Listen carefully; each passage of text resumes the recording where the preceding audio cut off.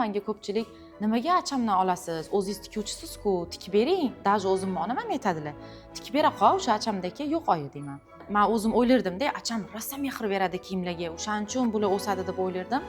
Yana bitta o'zim uchun kashf qildim. Acham men o'ylaganimdan ham ko'proq mehr berar ekan. Qarang, oyim ham kiyib chiqqanlar, siz oyimga qarayapman, boshqacha bo'lib qolganlar-da o'sha. Qarang, boshqacha bo'lyapsiz. Mana shu kiyimdan kiyamiz, xudo xolasa bundan keyin. To'g'risi sizga yarashmadi degansiz bitta ko'ylakni. Voy, rosa yaxshi ko'rganman siz. To'g'risini aytdilar-ya deb. Sifatli kiyimlarni kiyinglar, chunki joninglar omonat. O'sha melek ko'ylakni qimmatroq emasmi deb xo'jayinimlarga aytganimda, teskarisini ayting. Bu nima bu? Teskarisini ochib biz mana o'zimiz tikuvchimiz-ku. Teskarisiga oshiq bo'lamiz. Men achamga qaraganda, men o'zimni cheksizligimni topdim. Sizniki o'sha missiya-da, xuddiki Alloh huzuridan mana shunaqa chiroyli kiyim-kiyimlar bilan bandalaringga, ayollarga kiyim tikamiz deb kelgan odamga o'xshaysiz-da. Assalomu alaykum. Assalomu alaykum. Agar Magomed tog'ga bormasa, tog' Magomed tog'iga kelar ekan. Acham burga ishga Zeybini soyga ketdi. Yaxshimisiz? Rahmat, zeymisiz? Rahmat, o'zinglar yaxshi keldinglar, xush kelibsizlar. Bu bantikni bir marta ochgan odam. Bu bantikni yana qayta ochish uchun ham yana o'zida g'oya, ijod o'ylab topib bo'lsa ham daromad qiladi, to'g'risi.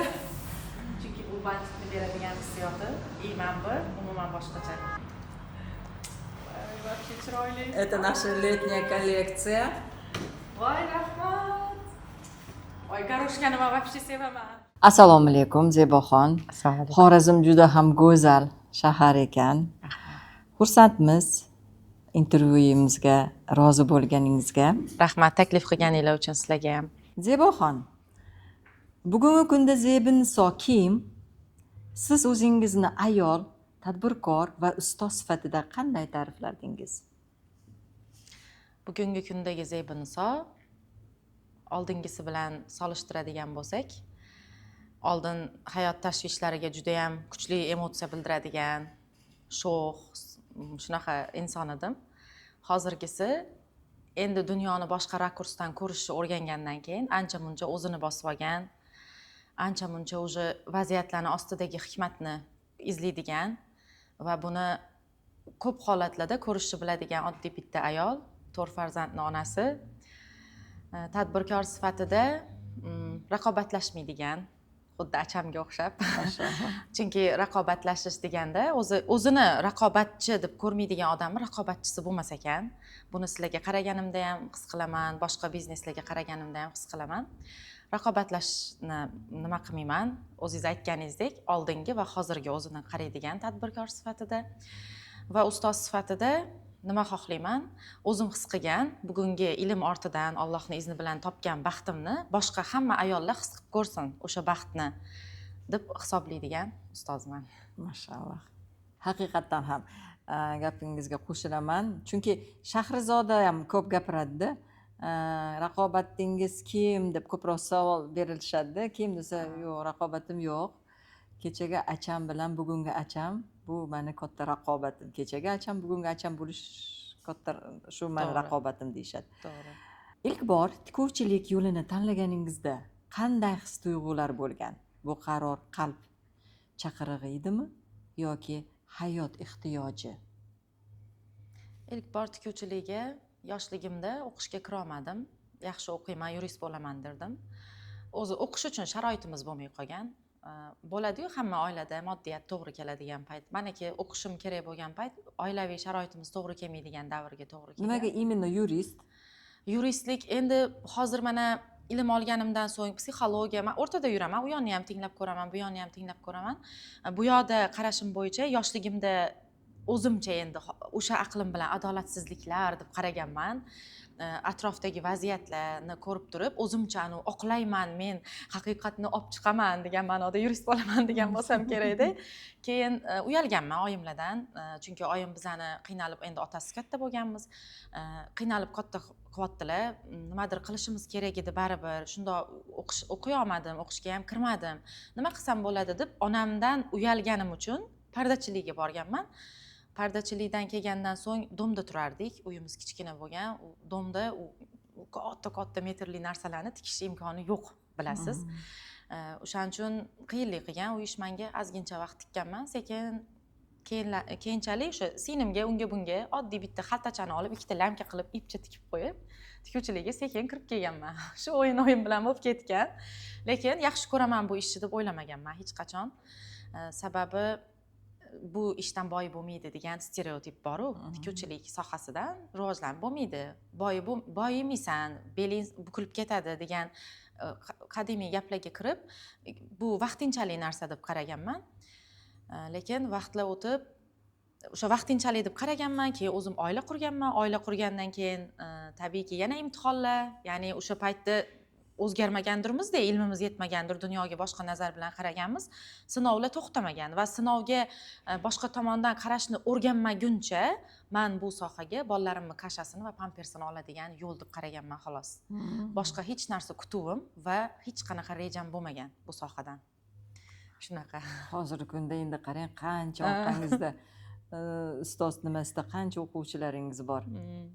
Ilk bor acham libosini kiyib ko'rganingizda qanday his-tuyg'ularni boshdan kechirgan edingiz?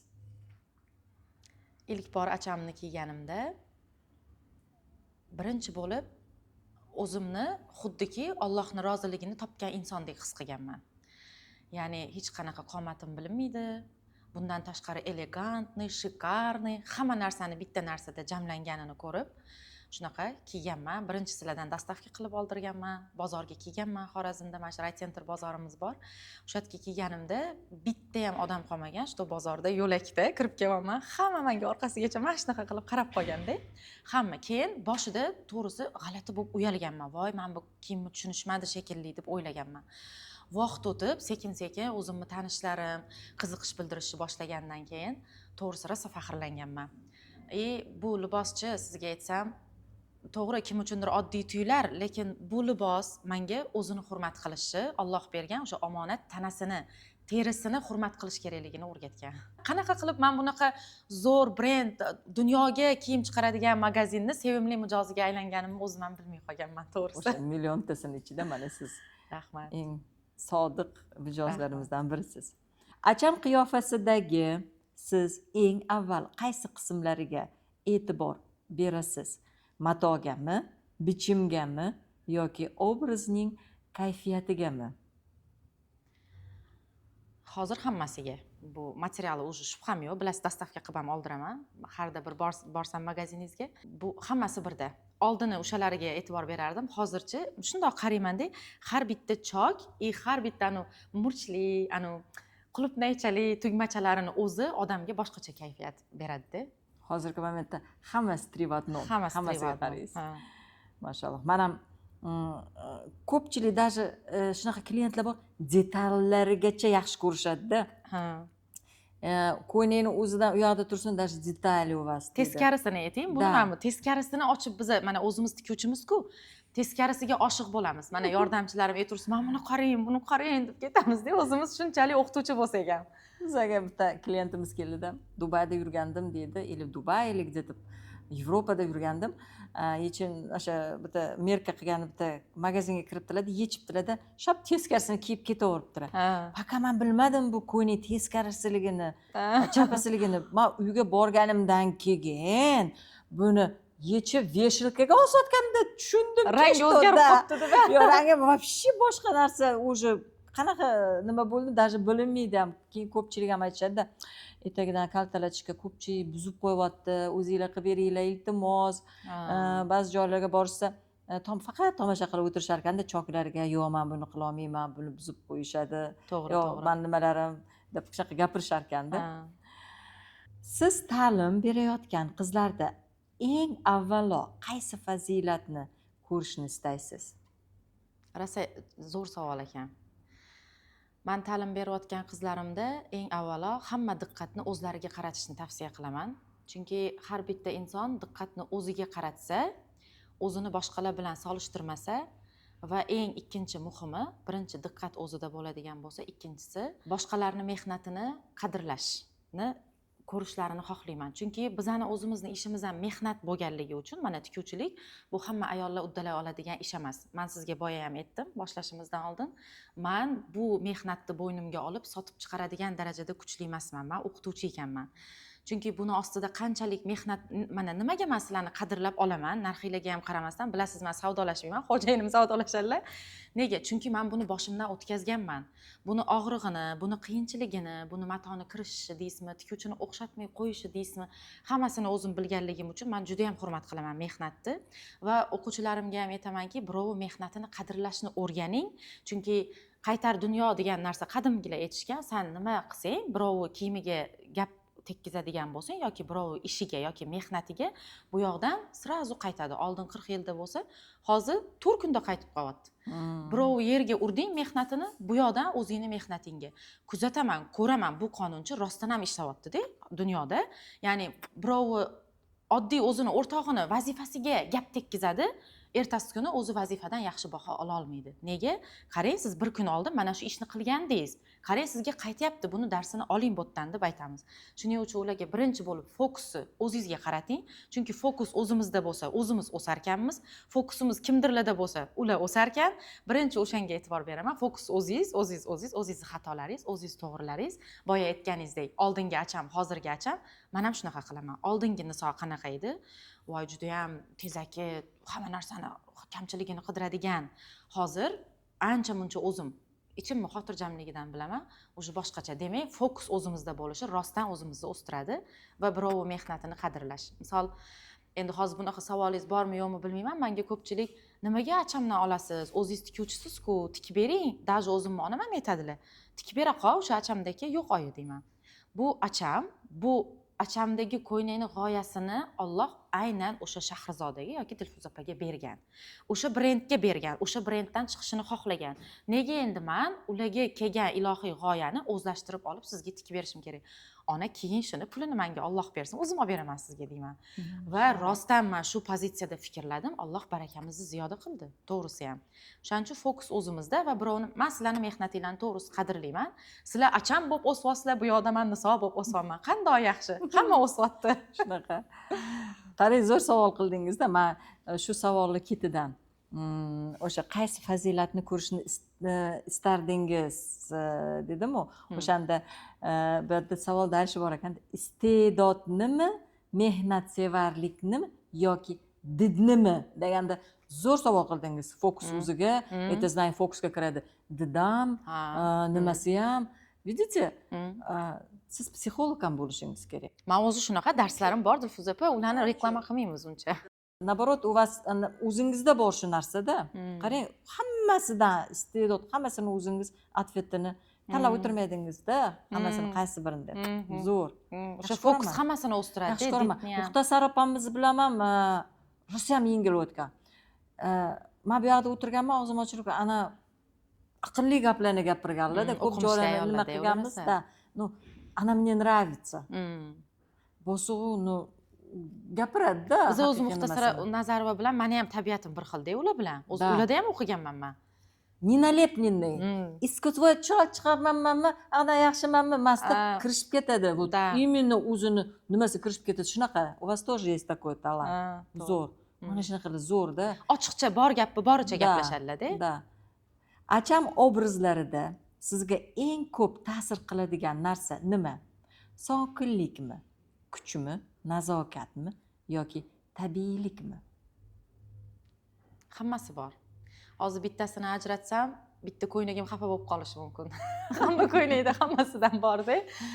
Chunki achamdagi ko'ynaklar dajachi mana ismi bor o'slarda ko'ynaklarni. Ko'ylagiga ism berilgan deb yana bitta anaqalarda chiquvda adashmasam ismi bor.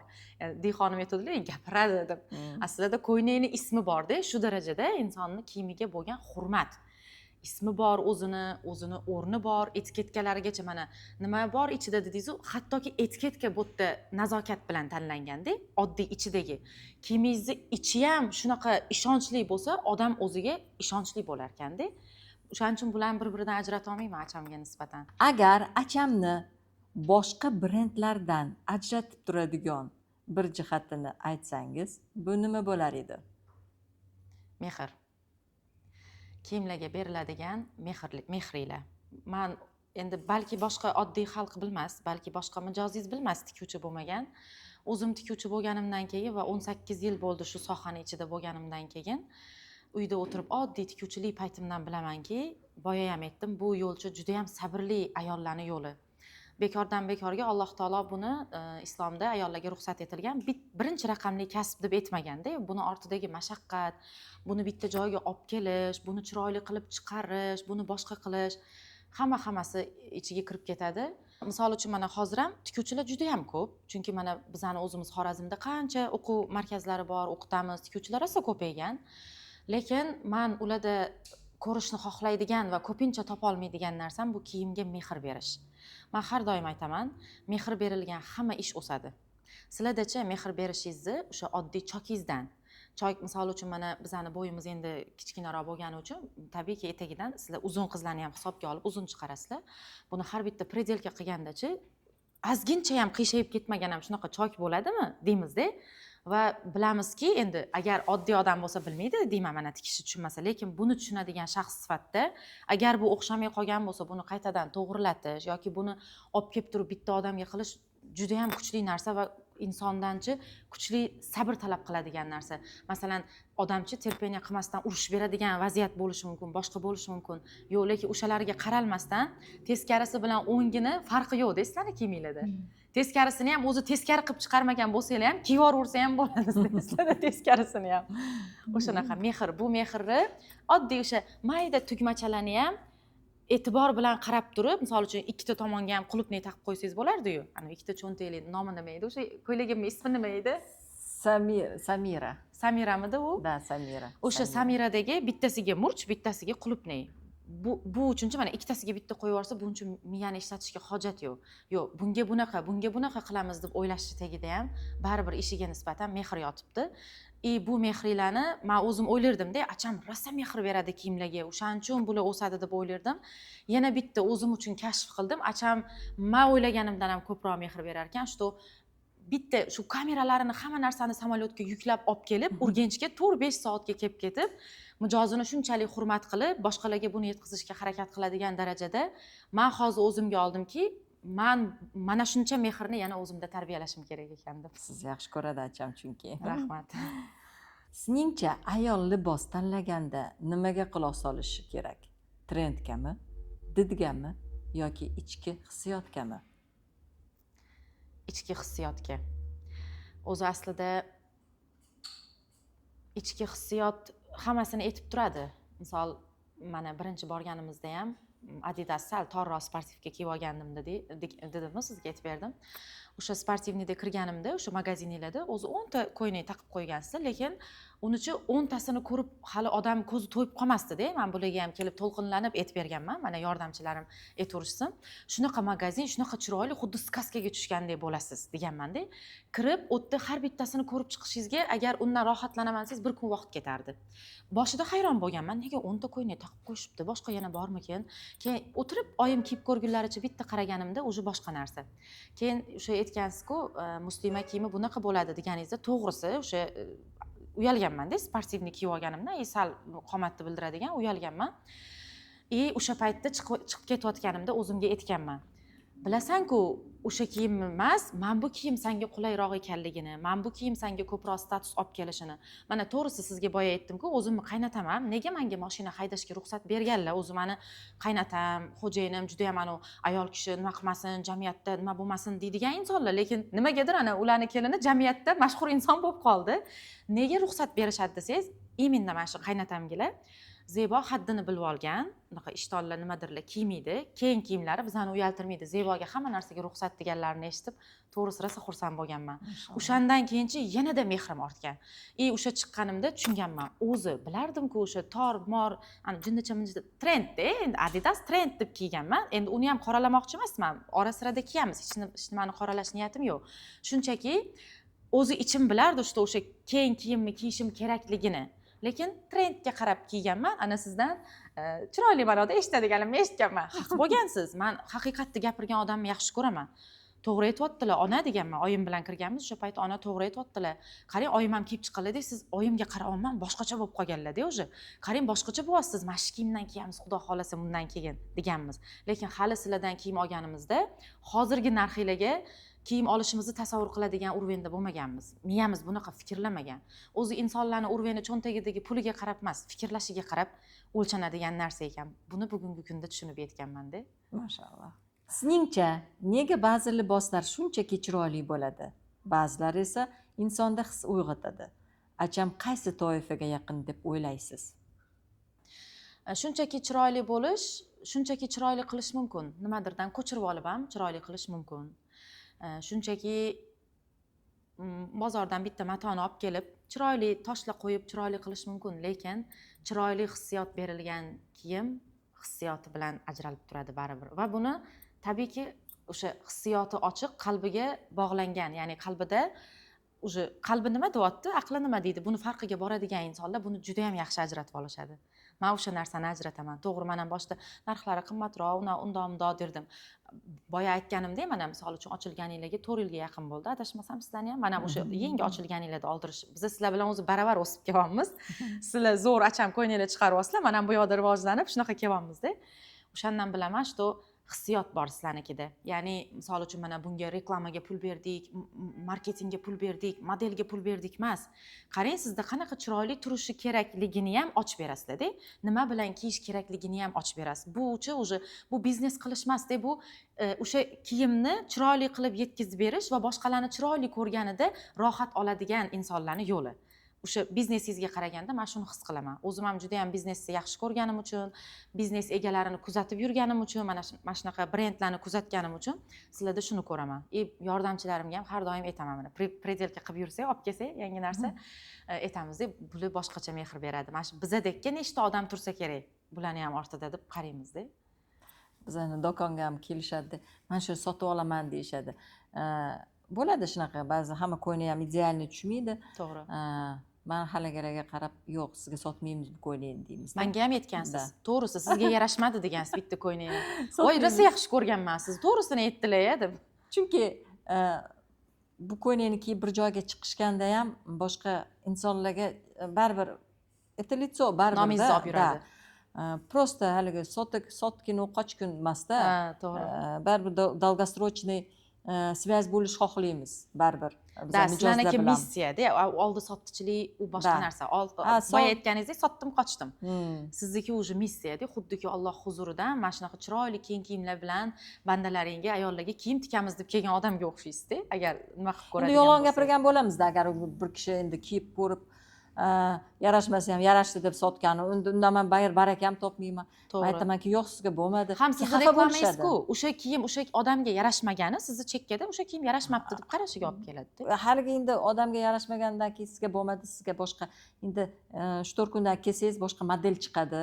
Endi bizlar modellarni как iPhone telefondagi tutishadi-da. Shunaqa bo'ldi ekan. Как iPhone nimasi, hozir просто chet ellar ko'proq iPhone 18 ayir. Acham brendini 3 ta so'z bilan ifodalasangiz, qaysi so'zlarni tanlagansiz? O'ziga hurmat, Allohning roziligi va o'z qiymatini boshqa joydan qidirishga hojat yo'q. Qadr.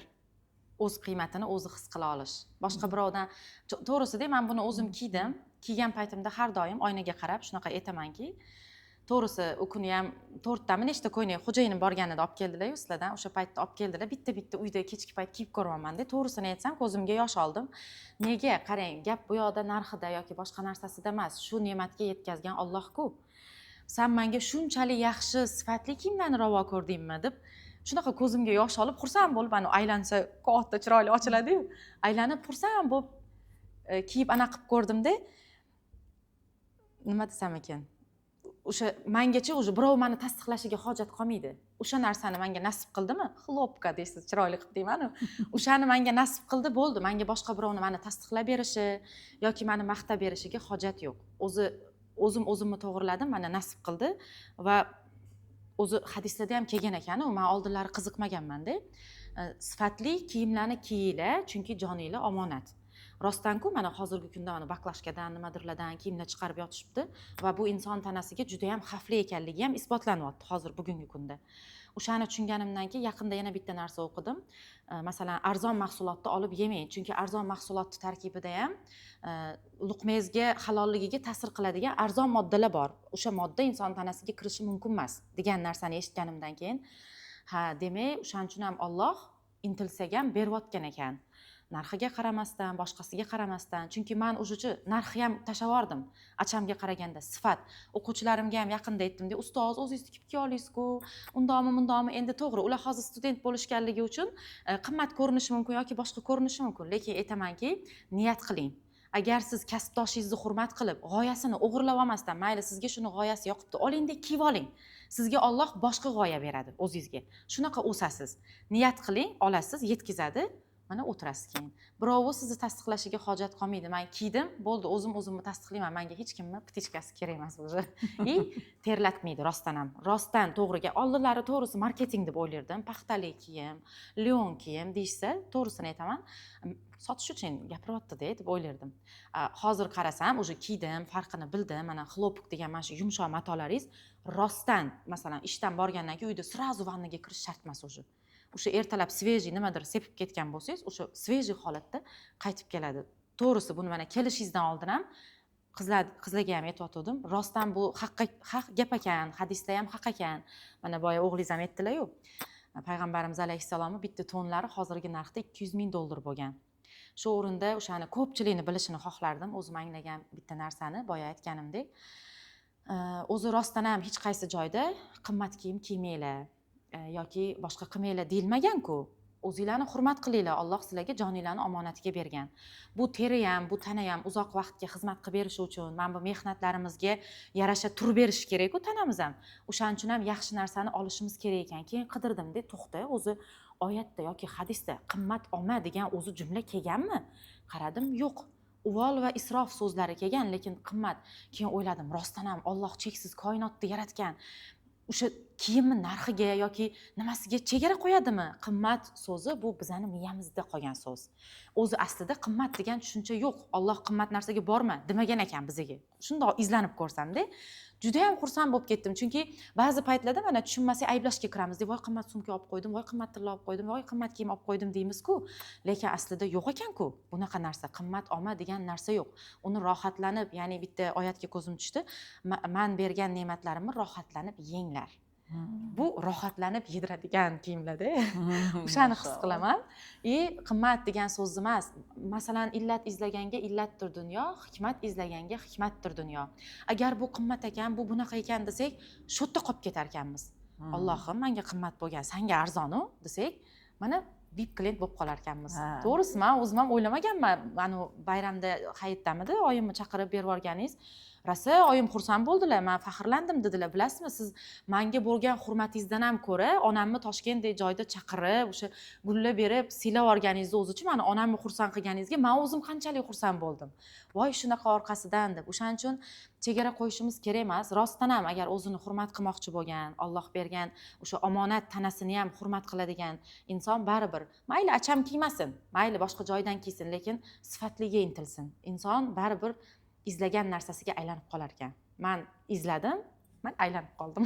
Mashallah. To'g'ri ekan-da shu. Zo'r. Aytaman-ku, psixolog bo'lishingiz kerak. Agar acham obrazlari film qahramoni bo'lganida, u qanday bo'lar edi? Sulton Jaloliddin rafiqasini kiyimlari, o'rta asrlarning kiyimi deymiz. Hozir savol berdingiz, o'zi balki savolda boshqa narsa kutilardi. Siz savolni berdingiz, o'ziga ishongan, tarixiy, kuchli, insonlarga bog'lanmagan, o'zini ichki ayollik fitratiga bog'langan ayollar obrazida bo'lgan bo'lardi. Mashallah. deb o'ylayman. O'rta asrlar dedim-ku, magazinda Urganchda ancha-muncha achamni yaxshi ko'rib qolishgan, magazinlarda yuraman. O'rta asrlarning kiyimini kiyib yuradigan ayol, xursand bo'ldim to'g'risi o'sha gapni eshitib. Demak, men ajralib turdim. Hozirgi asr emas, o'rta asrli kiyimida ajralib turdim. Undan ham ertasi kuni boshqa kiyim kiymoqchi edim, yana o'shani kiyib ketdim. O'rta asr. Maza. Agar acham brendi uchun shior taklif qilishingiz kerak bo'lsa, qanday shior aytar edingiz? Chegara yo'q, cheksizlik yo'q, cheksizlik faqat miyada degan bo'lardim. To'g'ri, bu erish tuyulishi mumkin, bittada eshitganda tushunmasligi mumkin.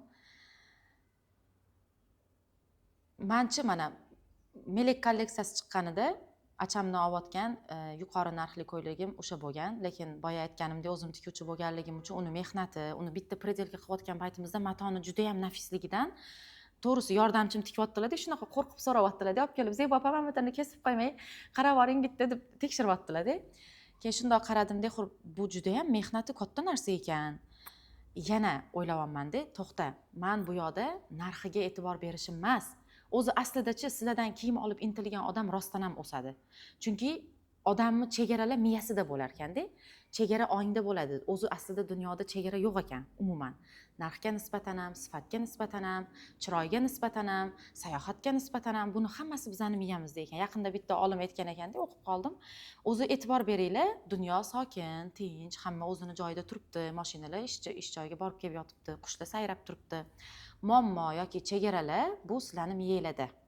Qaranglar, dunyo tinch, rostdan ham bitta ikkita odamni qo'yib qo'ysangiz, bittasi muammoga qizishib yotibdi, bittasi sokin o'tiribdi. Demak, muammo dunyoda bo'lyaptimi yoki bitta insonning miyasida bo'lyaptimi? Demak, muammo bitta insonning o'zini miyasida. Dunyoda muammo yo'q. Demak, muammoni o'zimiz kashf qilyapmiz. Shuning uchun men achamga qaraganda, men o'zimni cheksizligimni topdim. Cheksizligingni top degan bo'lardim. Cheksizligingga ulan degan bo'lardim. Chunki o'sha narxga boshida to'g'ri, mana 5 millionga yaqin dedimda, mayli olib ko'ray bitta dedim. Men yana bitta ko'rayda, Alloh menga ko'rchi, mana qara, olsang yana beraman deganni menga ko'rsatmoqchi. O'shaning uchun mana uxlamoqchiman, kiryapman yana haligi hayot bu degan bitta rolik qilgansizlar-ku.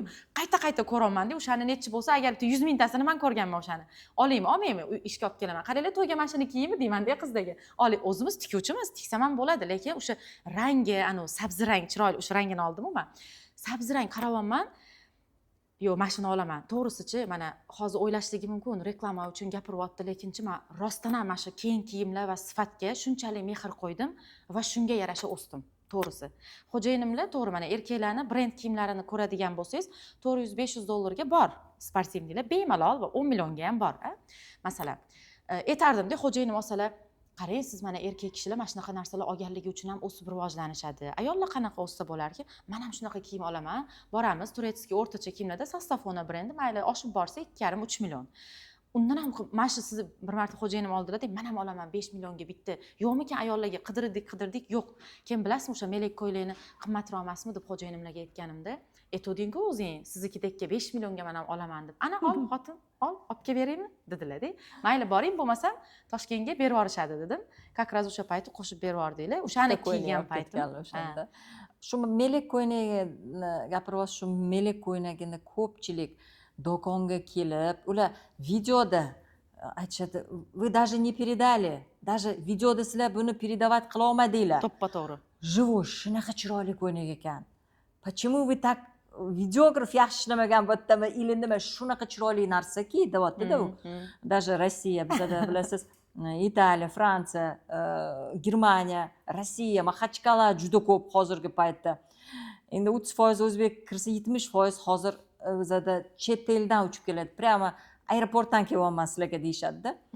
И вы знаете, bu bilasizmi, u aytadiki, "Вы не передали bu ko'ynakni." Melek bu haqiqatdan ham angelda, uni matosi, uni dizayni, uni shu holatga keltirishi, uni bichishi, uni это уже это другая история-da. Har bitta bizning kolleksiyamizni o'zini tarixi bor. Shundoq korobkadan shundoq ochsam, hali qimirlatmadim. Bunaqa bo'lib yotibdi-da valallari, prям. O'zim ham valalli narsalarni yaxshi ko'raman. Qaynonam ham shunaqalar, ikkalamiz bir xilmiz, valan ko'rsak, "Oy" deb qolamiz-da. Uni yurganda ham раскрывается, juda chiroyli bo'lib. Keyin men qaradimda, boshida endi aytdim-ku, boya narxida to'g'ri 3,5 millionlik ko'ylaklarga ozgincha o'rganuvdi, endi hozir 5 millionga yaqin birdan anaqaroq bo'lgandan keyin to'xta, yana cheksizlikka ochilamiz. Ya'ni Alloh uchun bu hech narsa emas. Biz mehnat qilyapmiz, Alloh shunga yarasha beradi deb qaradik. Keyin shundoq qo'limga olgandan keyin, "Voy, bu narxga bu arzon ekan" dedim. Chunki men uni to'g'risi shundoq uzun yirtib olib, matoni shundoq zborkaga yig'ib tikib qo'yishgan deb o'yladim-da. Даже shunga e'tibor bermabman videoda. Olib kelgandan keyin уже qarasam, voy buni Leonda, buni Jabo Valan orqali bunaqa chiqarish, bunga ancha-muncha mato ketadi. Tikuvchi sifatida buni bilganimiz uchun voy dedimda, noto'g'ri qilibman. Alloh ichimda muhokama qilgan bo'lsam, o'zing kechir. Chunki biza to'g'ri bitta videoni tayyor ko'rib, shunda voy qimmat yoki arzon, voy sifatsiz yoki jinnicha deb ketishimiz oson. Lekin kadrlar ortida mehnat qiladigan tikuvchi bor. U tikuvchi uyiga rizq olib borishi kerak. Sizni kiyim reklama qilishingizdan videografingizga pul kirishi kerak. Anta modelni uyiga pul kirishi kerak. Men dunyoga mana shu ko'z bilan qarashni boshlaganimdan keyinchi umuman moliyaviy qiyinchilik ko'rmadim desam ham bo'ladi. Ya'ni men hozir pul ishlatsam, mana shu ketayotgan pulimni xayolimga olib kelaman. Agar menga to'g'ri hammamiz insonmiz, shayton feriga kiramiz, qara qimmat-ku, voy ko'zingni o'yibdi deydi shayton. Lekin shundoq qarayman-da, bitta sexiylarni ko'zim oldiga olib kelaman. U yerda halol mehnat qilaman deb tikib o'tirgan ayollarni ko'zim oldiga olib kelaman.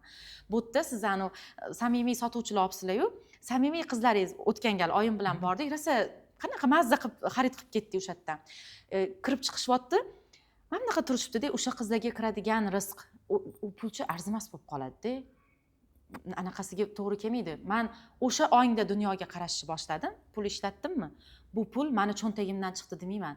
Hozir bizadan chiqqan pul tikuvchini xursand qiladi, videograf rizqi keladi, arendasi bo'ladi uni ham o'ziga yarasha. Men bilaman-da, o'zim ham arendada o'tiraman, shunaqa ishlaganim uchun bilaman. Demak, hozir farqlab oldimki, oddiy fikrlash bilan 3D fikrlash degan narsani o'qidik biznes treningda. Oddiy fikrlash bu pulim ketdi. Tamom. Fikr shu yerda tugar ekan oddiy fikrlashda. 3D fikrlashda esa boyaga aytganim, ichi уже sexdagi holat, unga kiradigan pul, bunga kiradigan pul. Buncha yaxshi, men boshqalarning uyiga rizq kirishiga sababchi bo'ldim degan narsani tushunsa, bo'ldi, inson уже qashshoqlik ongidan chiqib ketar ekan. O'zi insonning cho'ntagida pul bo'lishi avvalo uni ongiga bog'liq ekan. Ong boyisa pul o'zi topib kelaverar ekan. Pul o'zi aslida juda ham qiymatsiz bir qul bo'lgan narsa ekanda u. O'shani tushunganimdan keyin juda ham anaqa bo'ldim va narxni qoralashni yaqinda butkul to'xtatdim. Ya'ni voy qimmatroq emasmi deyishni ham. Chunki boya aytganimdek hadis chiqib qoldi oldimdan. Payg'ambarimiz alayhissalom Sahih Termiziyda kelgan ekan. Alloh hamma narsani chegarasini qo'yib bergan sizlarga. Musulmonlar chegarasini qo'yib bergan. Faqat bitta narsani chegarasi yo'q. Bu ham bo'lsa musulmon insonni o'zini qilgan mehnatiga o'zi narx belgilashi.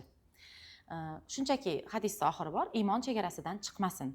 Agar biza masalan paxtali, leonli matoni iymon chegarasiga qo'yadigan bo'lsak ham, har qanaqasiga siz g'olib bo'lasiz. Shuning uchun men 100% zaman inshaalloh yordamchilarimga ham borib olib ketadigan, Xudo xolasa kelamiz shu yog'iga, yordamchilarimga aytganman, hammanglarni achamga olib borib tanlagan ko'ylaginglarni olib beraman deb niyat qilganman, oz qoldi. Amin.